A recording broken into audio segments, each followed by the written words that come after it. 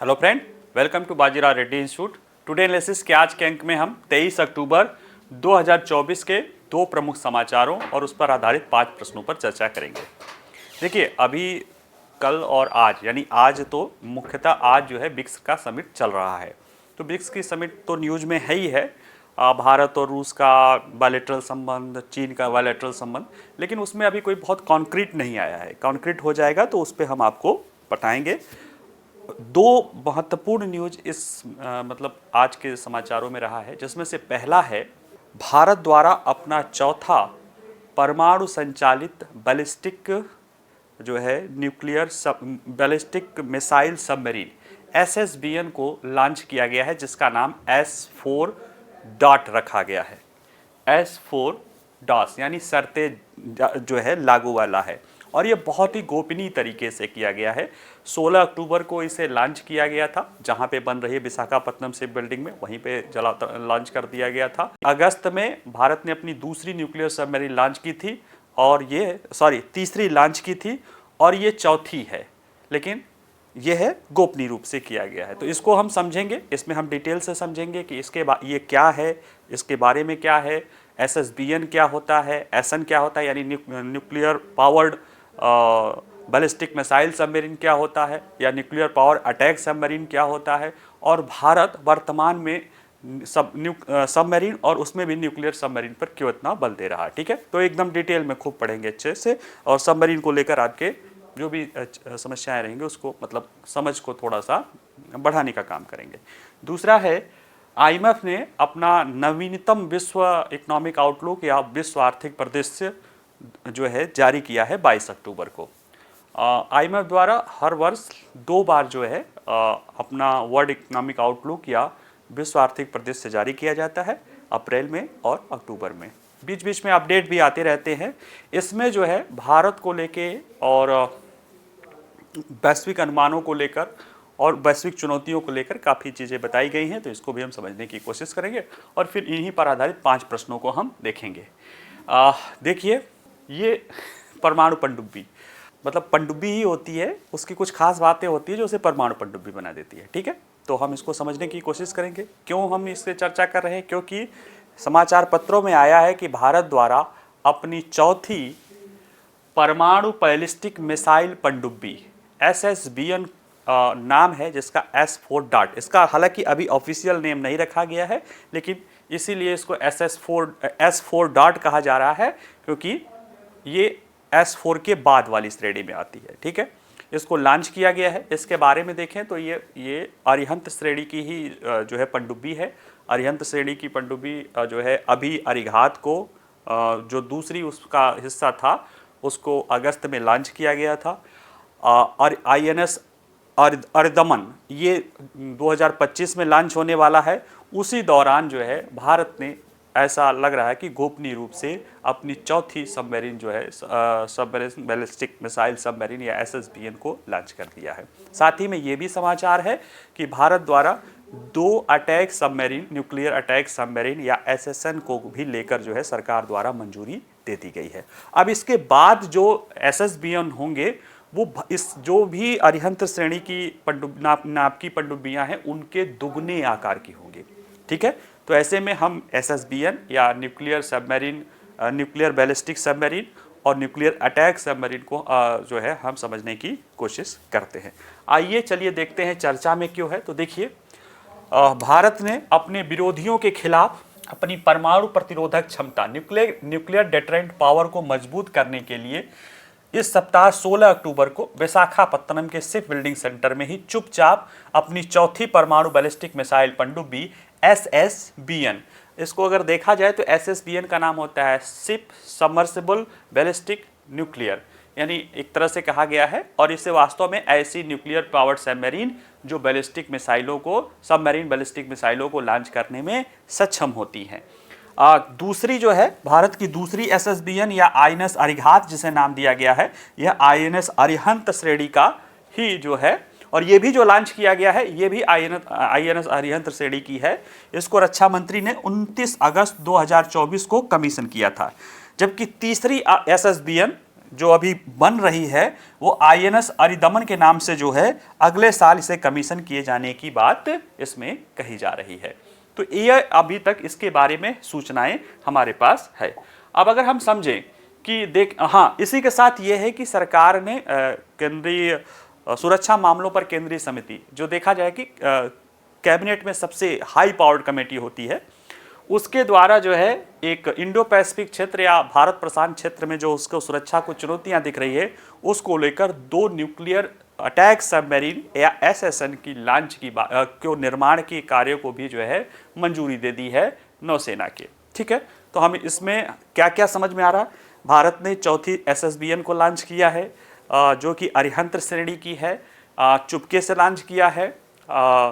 इसमें जो है इसकी विशेषताएं जाननी पड़ेगी, इसका नाम क्या है वो जानना पड़ेगा, और फिर 2 चीज़ें और आ गई है, SSBN और SSN, nuclear powered ballistic missile submarine और न्यूक्लियर पावर अटैक सबमरीन। इसके बारे में जानेंगे और फिर हम समझेंगे कि भारत द्वारा न्यूक्लियर सबमरीन पे, यानी चौथा ये है, मतलब 2 लागू है, एक हमने इस बार लॉन्च कर ही दिया है, एक अगले साल आ रहा है, 2 और बनवा रहे हैं।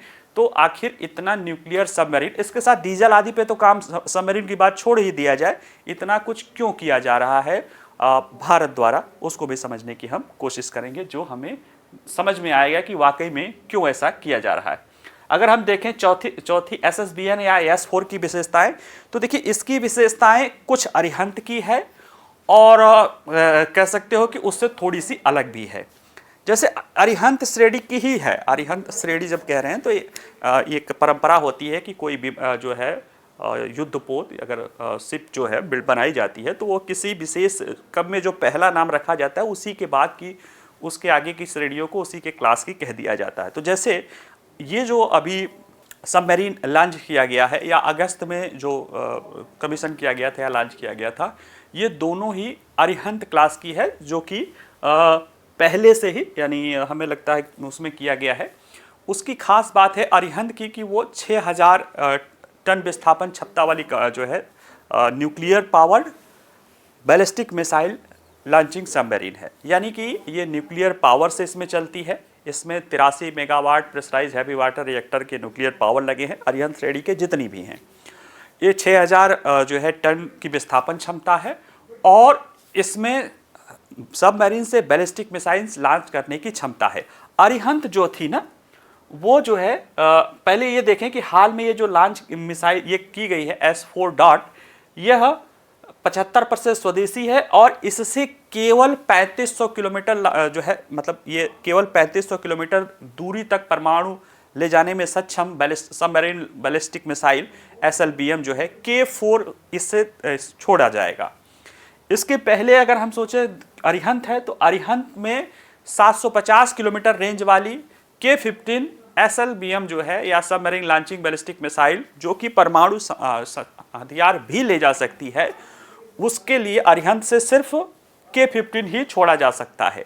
जो INS अरिहंत अभी 29 अगस्त को लॉन्च की गई है, उसकी खास बात यह है कि वो 12 K15 यानी 750 किलोमीटर वाली जो SLBM है, और 4 K4 वो भी लॉन्च कर सकती है। 4 K4 क्या है? सबमरीन बैलिस्टिक मिसाइल लॉन्च है, SLBM है जो है, यानी पानी से बैलिस्टिक मिसाइल जो छोड़ने की बात है, और ये 3500 किलो जो है मीटर रेंज की है, और ये परमाणु वारहेड ले जाने में सक्षम है। यानी ये परमाणु वारहेड ले जाने वाली 4 K4 मिसाइलों से INS अरिहंत, और बाकी 12 K15 था। अरिहंत में केवल K15 था। ये जो आई है, इसमें अभी इसका नामकरण नहीं हुआ है, लेकिन ये कहा जा रहा है कि ये केवल K14 के लिए ही रखी जाएगी, यानी इसमें जो भी मिसाइल रखी जाएंगी वह 3500 किलोमीटर की रेंज की परमाणु वारहेड होंगी। यानी ये आपकी जो न्यूक्लियर वारहेड है और न्यूक्लियर डिटरेंस है, उसमें जो सेकेंड स्ट्राइक जो है पावर है, उसको बढ़ाएगा। सेकेंड स्ट्राइक पावर क्या होता है? जैसे कि आप न्यूक्लियर स्टेट है, आपने अपना न्यूक्लियर डॉक्ट्रिन कर रखा है। न्यूक्लियर स्टेट मतलब वो जो है स्टेट जिसके पास परमाणु बम की क्षमता हो, परमाणु ऊर्जा की नहीं, जिनके पास परमाणु बम की क्षमता होती है वो न्यूक्लियर पावर बोले जाते हैं या न्यूक्लियर स्टेट बोले जाते हैं। वैसे देखा जाए तो 5 P4 के देश, और भारत, पाकिस्तान, इजराइल, घोषित, इजराइल तो घोषित नहीं किया, लेकिन भारत पाकिस्तान ने अपना घोषित कर लिया है। भारत ने अपना न्यूक्लियर डॉक्ट्रिन भी अपनाया है, जिसमें नो फर्स्ट यूज है, यानी हम पहले न्यूक्लियर वारहेड का प्रयोग नहीं करेंगे। हम पे जो कोई अगर कोई न्यूक्लियर वारहेड का प्रयोग करता है तब ये हम करेंगे। अब ऐसे में जब आपने ये रख लिया कि हम पहले नहीं करेंगे, तो आपके पास वो क्षमता होनी चाहिए कि दूसरा हमला जब आप हमला करें, जवाबी हमला, तो आपका हमला इतना तगड़ा होना चाहिए कि लोग पहले हमले करने से ही डरे। इसी को कहते हैं सेकंड स्ट्राइक डेटरेंस पावर। अगर आप सोचिए कि कोई आपको एक थप्पड़ करे, आप पहले थप्पड़ नहीं मारेंगे, लेकिन जो पहले थप्पड़ मारेगा उसको हम इतना मारेंगे कि वो थप्पड़ मारने लायक नहीं होगा। इसको सीधे सीधे शब्दों में समझो, थोड़ा सा भाषा अजीब लग रहा है, लेकिन यही कहने का है कि हम पहले न्यूक्लियर अटैक नहीं करेंगे, लेकिन अगर हम पे किसी ने न्यूक्लियर अटैक करने की सोची भी या वो प्रक्रिया शुरू की, तो हम इतना उसको सक्षम रहें कि उसे मजबूर कर दें कि वो पहली बार करने के बारे में ही सोचे कि म्यूचुअल एश्योर्ड डिस्ट्रक्शन। इसके लिए बहुत सारी चीज़ें होती है, स्ट्रेटेजिक डेप्थ रखाई जाती है, ICBM रखा जाता है, MIRB है यानी मल्टीपल इंडिपेंडेंट, लेकिन इसके बावजूद भी उसे और ज़्यादा बढ़ाने के लिए हमारे पास न्यूक्लियर पावर्ड सबमरीन्स लॉन्चिंग जो है सबमरीन बैलिस्टिक मिसाइल होनी चाहिए, जो कि एक बार जो है न्यूक्लियर पावर लेके एकदम समुद्र में कहीं पड़ी रहें, जिसकी सूचना, जिसके बारे में जानकारी शत्रु को न हो सके, ताकि उससे यह डर लगा रहे कि कहीं से भी भारत न्यूक्लियर अटैक कर सकता है अगर हमने भारत के किसी भी स्ट्रेटेजिक लोकेशन पे हमला करने की कोशिश की। तो इसलिए ये बहुत महत्वपूर्ण है। और ये देखिए INS अरिहंत और INS अरिघात दोनों गहरे समुद्र में कहीं गश्त लगा रही हैं, और हमने जो रूस से एक अकुला श्रेणी की पनडुब्बी ली थी, ये परमाणु संचालित थी लेकिन न्यूक्लियर अटैक सबमरीन थी। अभी आगे हम जब समझेंगे कि अंतर क्या है तो अपने आप क्लियर हो जाएगा। और वो फिर वापस चली गई है। उसी श्रेणी की एक हम और लेंगे जो हमें 2028 तक पट्टे पर हमें मिलेगी। अगर हम देखें कि चौथी SSBN को S4 डॉट क्यों कहा जा रहा है, तो जो भारत में नामकरण हुआ है उसमें परमाणु हमलावर पनडुब्बी जो हमने रूस से ली थी लीज पर, उसका नाम INS चक्र था, इसको हमने S1 नाम रखा था। ठीक है, INS चक्र को हमने S1 नाम रखा था। फिर हमने INS अरिहंत को S2 किया, फिर INS अरिघात को हमने S3 नाम रखा। INS अरिदमन जिसे हम 2025 में लॉन्च करने वाले हैं, उसका नाम हमने तय रखा है, वो है INS अरिदमन जो है S4 है। तो जब ये S4 तक हो गया है, उसके बीच में हमने एक और उसी क्लास की लॉन्च कर दी। तो ये जो है अब ये तय नहीं है कि यह अरिदमन है या S4 है। अगर अरिदमन होगा तो S4 है, इसीलिए डाट लगा दिया गया है कि शर्तें नाम लागू, क्योंकि इसका अभी औपचारिक नामकरण नहीं किया गया है। अगर अरिदमन चूंकि 25 में होने वाला था, एडवांस होके अगर पहले ही हो गया होगा तो ठीक है, वो अरिदमन हो जाएगा, नहीं है कोई और नाम होगा तो और नाम आएगा। लेकिन यह है कि S4 हमें लॉन्च करना है और एक चौथा लॉन्च किया गया है, लेकिन ये नाम नहीं बताया गया है, इसलिए इसको S4 डॉट कर दिया गया है। अगर हम देखें कि भारत का परमाणु पनडुब्बी आधारित समुद्री डिटरेंस या समुद्री निरोध पर क्यों बल है, तो पहले समझिए कि थोड़ा सा मैं यहाँ पे समझा देता हूँ। नवल पावर में या जो है नौसैनिक शक्ति में परमाणु पनडुब्बियों की या पनडुब्बी की क्या भूमिका होती है और विमान वाहक पोत की क्या भूमिका होती है। देखिए, विमान वाहक पोत जो होते हैं ना, वो जैसे एयरक्राफ्ट कैरियर हमारे पास 2 है और तीसरे की बात चल रही थी, लेकिन अभी उसको ठंडे बस्ते में डाल दिया। हालांकि ठंडे बस्ते में नहीं डाला गया है, लेकिन उसके पहले तब तक देख रहे हैं कि भारत जो है 2 जो है परमाणु पनडुब्बी बना डाला है और 2 और चल रहा है। तो जो विमान वाहक पोत होता है वह आक्रामक कार्रवाइयों के लिए होता है। अटैकिंग पावर आपकी क्षमता को दिखाता है, सागर में दिखता है, वो चलता है, 6-7 फ्रिगेट चलते हैं, डिस्ट्रॉयर चलता है, तो लगता है कि हाँ भाई कोई ताकत आ रही है सामने से। और जो पनडुब्बी होती है, सबमरीन होती है, उसमें भी न्यूक्लियर सबमरीन होती है, ये छुप के काम करती है और आपके जो है डिफेंस वाले पावर को ये दिखाता है। अब अगर आपको अपना अटैकिंग पावर दिखाना है या अपना डिफेंस पावर दिखाना है, अगर देखा जाए भारत को वैश्विक शक्ति बनना है, उसमें वैश्विक शक्ति बनेंगे, ब्लू इकोनॉमी की तरफ जाएंगे, तो आपके पास ताकत होना चाहिए। और हिंद महासागर में जो अगली सदी है या जो चल रही 21वीं सदी, ये पूरी तरह से कहा जाता है हिंद महासागर पे फोकस रहेगी, या इंडो पैसिफिक, जिसमें मोटे मोटे तौर पे इंडियन ओशियन ही महत्वपूर्ण होगा, इंडियन ओशियन रीजन ही महत्वपूर्ण है। और इसमें भारत वैसे भी केंद्रीय स्थिति में बैठा है।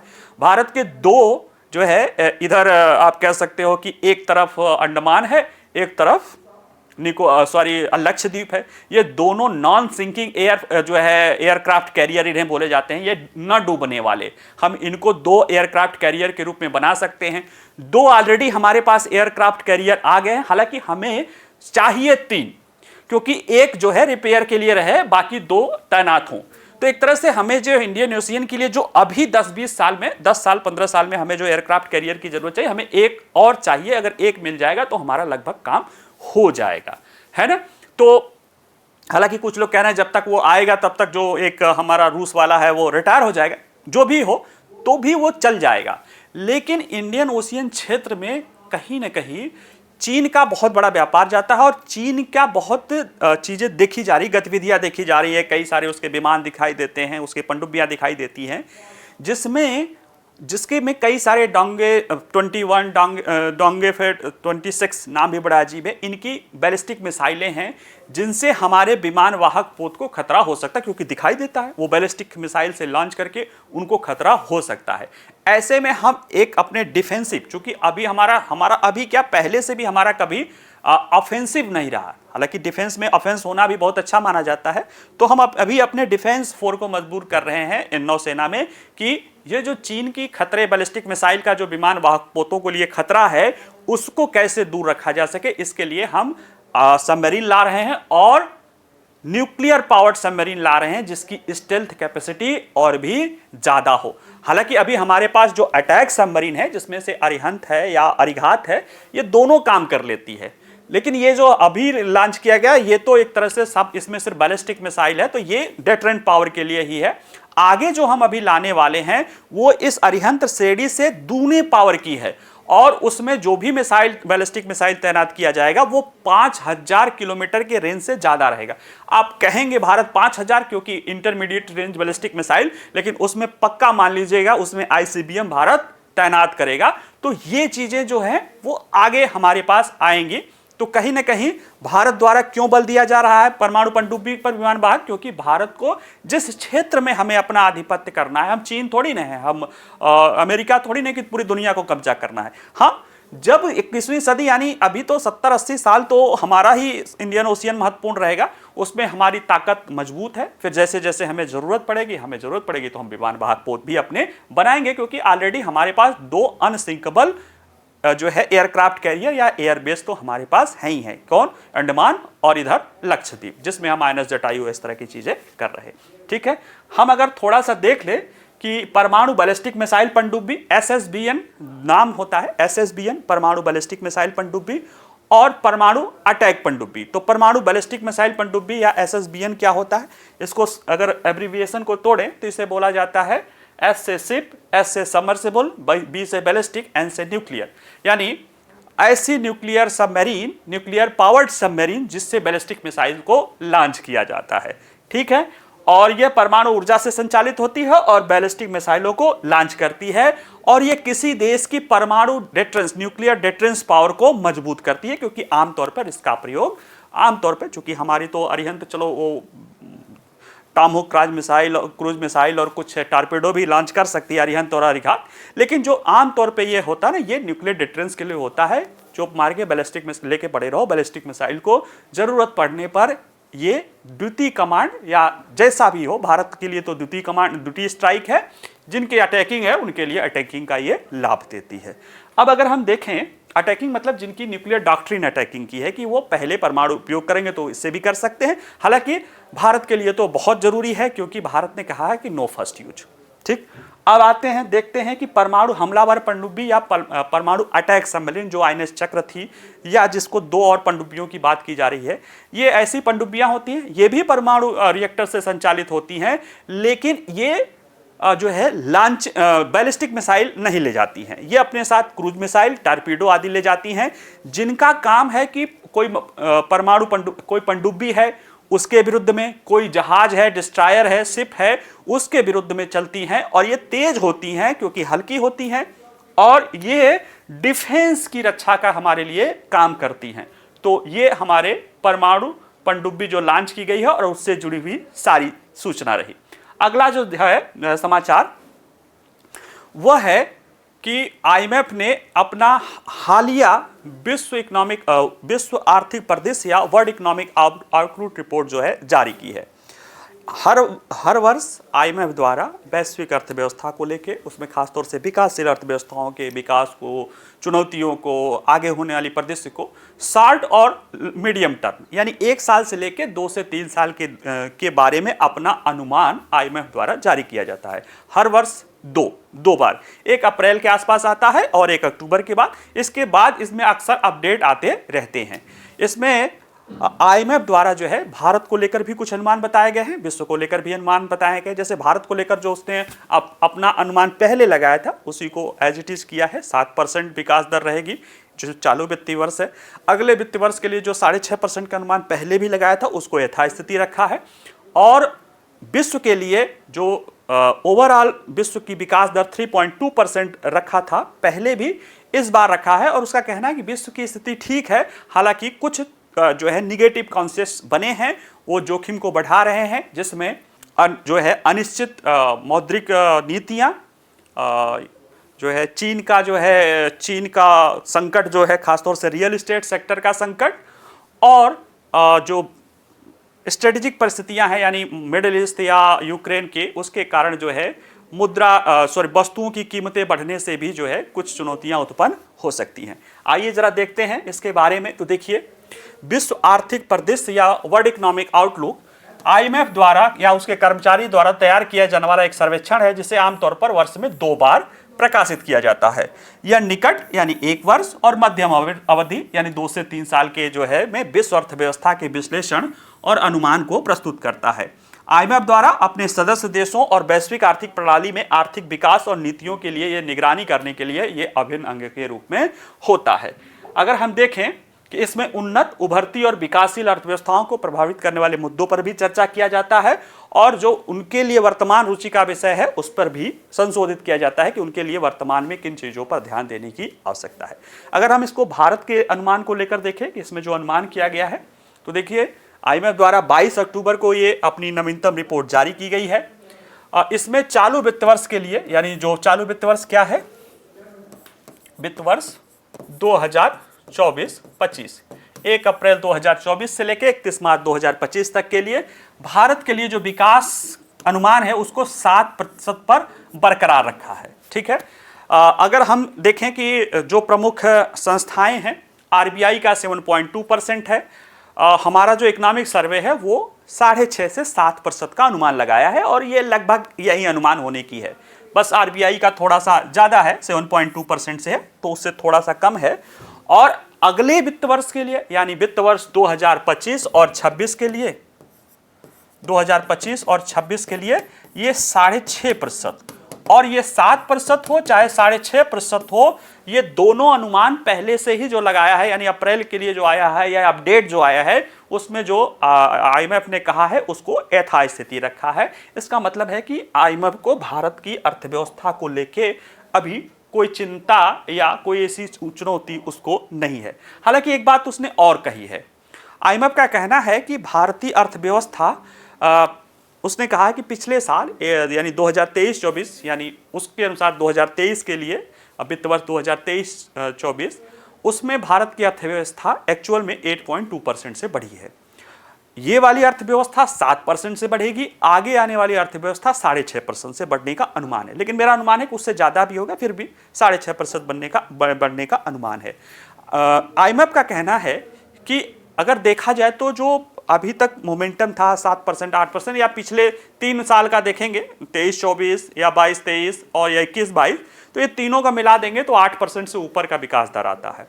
ये बताता है कि आईएमएफ कह रहा है कि अब जो भारत की अर्थव्यवस्था में कोरोना की महामारी आई थी, उसके कारण जो मांग दब गई थी, बहुत सारे लोगों को बहुत सारा काम करना था, लेकिन होता नहीं कि ये चलो यार परिस्थितियां नहीं ठीक है तो अभी रोके रखो, कहें वो अब सेटिस्फाई हो गई है। अब एक्चुअल में जो भारत की अर्थव्यवस्था का ग्रोथ है उसके साथ तारतम्यता मिला ली है और ये लगभग 7%, 6.5-7% के आसपास जो है रहेगी, जो कि वास्तव में भी एक बहुत अच्छी ग्रोथ है।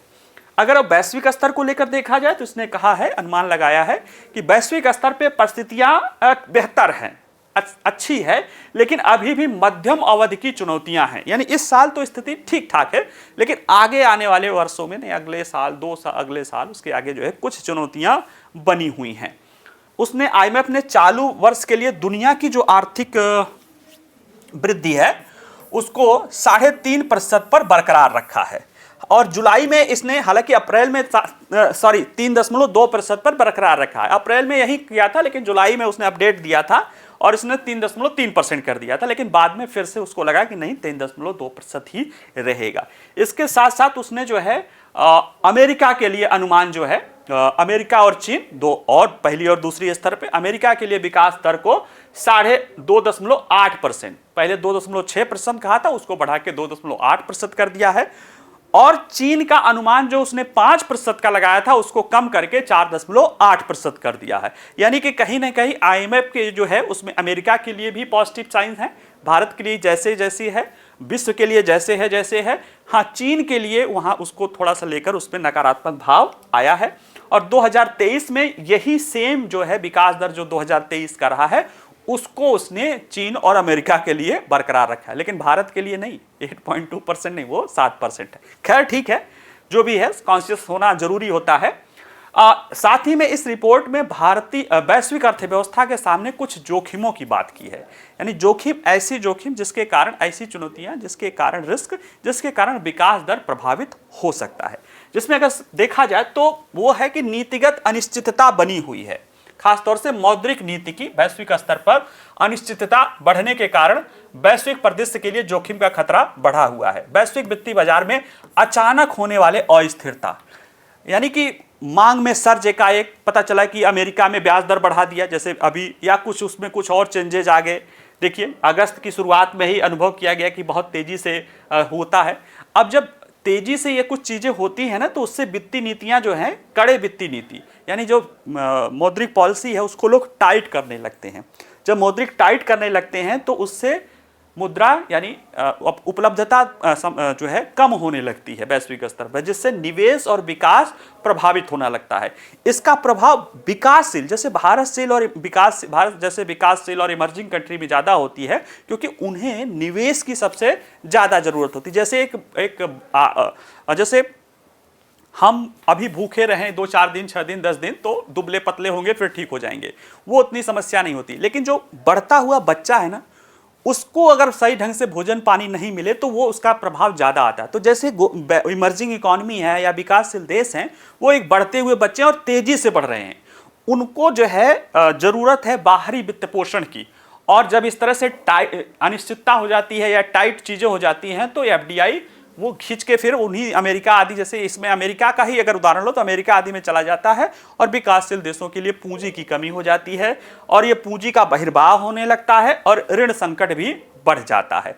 तो ये चीजें उसने एक कॉन्शियस के रूप में की कि अनिश्चित वित्तीय नीतियां सबसे कह सकते हैं महत्वपूर्ण जोखिम के रूप में है। दूसरा है निरंतर भू राजनीतिक तनाव, जियो पोलिटिकल टेंशन बना हुआ है। मध्य पूर्व में अभी लगा है कि आज और कल कभी भी, यानी आजकल मतलब आज ही कल नहीं, नियर फ्यूचर में कभी भी ईरान और इजराइल का युद्ध हो सकता है, जिसका गंभीर परिणाम जो है पूरे दुनिया को, खासतौर से ऑयल सप्लाई चेन को पड़ेगा। रूस यूक्रेन युद्ध हो ही रहा है तो ऑलरेडी उसकी स्थिति है। तो ऐसे में इसके कारण जो है कीमतें बढ़ सकती हैं। अगर युद्ध होता है तो पेट्रोलियम की कीमतें बढ़ेंगी और पेट्रोलियम की कीमतें बढ़ेंगी तो अन्य देशों में मुद्रास्फीति बढ़ने लगेगी और जब मुद्रास्फीति बढ़ने लगेगी तो केंद्रीय बैंक क्या करेंगे, वो टाइट मुद्रास्फीति शुरू कर देंगे और जब टाइट मुद्रास्फीति शुरू करेंगे तो लिक्विडिटी मार्केट में कम होने लगेगी, जिसके कारण निवेश और विकास दोनों प्रभावित होने लगता है। साथ ही में इसने एक और बात कही है, ये चीन जो है फोकस्ड है। उसमें क्या है कि चीन में संपत्ति या जो उसका रियल एस्टेट सेक्टर है उसकी बिल्कुल हालत खराब है और उसमें अपेक्षाकृत लंबा कॉन्ट्रैक्शन देखा जा रहा है, यानी संकुचन मंदी देखी जा रही है, जिसका कारण कहीं ना कहीं ये वित्तीय अस्थिरता को ले जा रहा है और वहां उपभोक्ताओं की भावनाएं कमजोर रही है, वहां पे मांग कमजोर हो रहा है। इसी को लेकर देखिए आईएमएफ ने चीन के विकास दर को 0.2% कम करने का अनुमान लगाया, जिससे अब देखिए चीन की अर्थव्यवस्था में दुनिया का, तो इसका कहना है कि चीन की वैश्विक व्यापार में चीन की जो महत्व है, चीन का जिस तरह से वो है, निश्चित रूप से उसका प्रभाव दुनिया के विकास दर पर भी पड़ेगा। तो ये कुछ 3 जो है चुनौतियां हैं। एक वित्तीय स्तर पे मॉनेटरी पॉलिसी को लेकर अनिश्चितता का होना, निरंतर जो है जियोपॉलिटिकल टेंशन होना, और चीन के रियल एस्टेट सेक्टर में संकुचन का लगातार या मंदी का लगातार बने रहना। ठीक है, आइए हम इनसे जुड़े प्रश्नों को देख लेते हैं। तो देखिए, चर्चा में रहे भारत की चौथी परमाणु बैलिस्टिक मिसाइल पनडुब्बी S4 डॉट के संदर्भ में निम्नलिखित कथनों पर विचार कीजिए। यह भारत की पहली परमाणु ऊर्जा चालित हमलावर पनडुब्बी है। नहीं, यह परमाणु ऊर्जा चालित हमलावर पनडुब्बी नहीं है, बैलिस्टिक पनडुब्बी है। ये SSN नहीं है, SSBN है, यानी इसके द्वारा बैलिस्टिक मिसाइलों को लॉन्च किया जाएगा, न कि ये जो है न्यूक्लियर जो है अटैकिंग करेगा या परमाणु या पनडुब्बी युद्ध में ये भागीदार होगी।